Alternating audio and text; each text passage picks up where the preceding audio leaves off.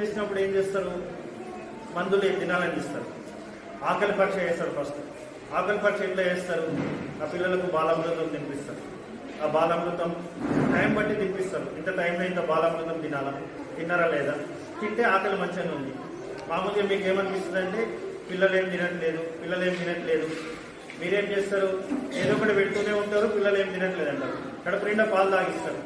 పిల్లలకి ఏం తింటారు, ఏం తినరు.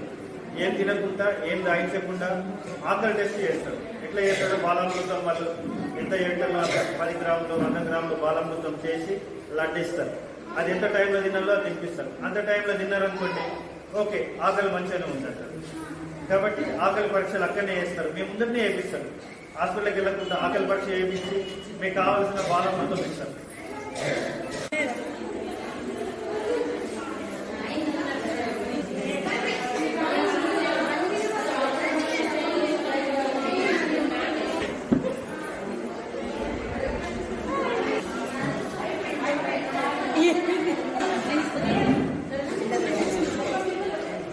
This